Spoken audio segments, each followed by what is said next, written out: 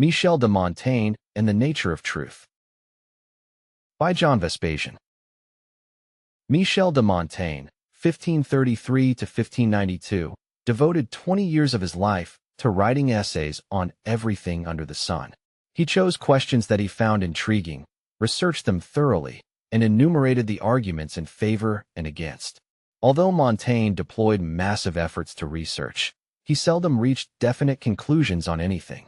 He gave a detailed overview of facts and their possible interpretation, but refrained from taking sides, arguing that the truth is subjective. Montaigne's subjectivity undermines the intellectual appeal of his essays. What's the point of studying a subject thoroughly if no conclusion can be drawn? Why devote one's energies to learning if the truth is relative, changeable, or unknowable? Was Montaigne conscious of the intellectual weakness of his approach? Absolutely, but the problem is that he considered subjectivity a moral virtue. Sadly, he mistook indecisiveness for moderation and cowardice as humility. Montaigne regarded moral indifference as pragmatic and procrastination as prudence. As a result, his essays shoot in all directions, but fail to hit any targets. Montaigne forgets that the purpose of wisdom is action, not abstract speculation. Montaigne's relativism and the nature of truth. Relativism rendered Montaigne impervious to logic, blind to inconsistencies, and fearful of clarity. He tried to pass off his confusion as tolerance, while he infringed every principle set forth by Aristotle, 384 to 322 BC. As a result, Montaigne proved unable of intellectual passion and coherence. To make things worse, since he could not make his mind on any issue, he came up with spurious explanations. Take, for instance, his essay, that our desires are increased by difficulty. Instead of establishing a definite moral code that can guide readers, he emphasizes that role that external factors can play in human desires. The reason why humans pursue goals that are out of reach, argues Montaigne, is precisely because those goals are hard or impossible to attain. People would be happier, he advises, if they abandoned those ambitions and enjoyed what they have.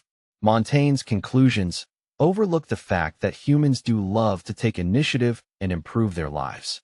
Ambition, which he regards as a negative trait, is the basis of progress. There is no reason to regard difficult goals as impossible, unworkable, or out of reach. Montaigne's subjectivity is tainted by lethargy and defeatism. Montaigne's essay, that our desires are increased by difficulty. He tells us that Scipio Africanus, 236 to 183 BC, achieved a great victory in the Battle of Zama against Carthage because his motivation had been increased by the obstacles, logistics, weather, hostile local tribes, etc. he had faced. Montaigne's argument does not make any sense. Scipio had proven his military abilities in earlier years, and he surely didn't enjoy fighting against Hannibal's elephants under the glaring sun. Scipio was driven by his convictions and ambitions, not because he enjoyed risking his life. Montaigne's subjectivity and the nature of truth. Montaigne is endorsing an obviously flawed theory because he refuses to let go of his subjectivity. His rejection of a solid, universal morality had led him astray. Unfortunately, he never found the way back.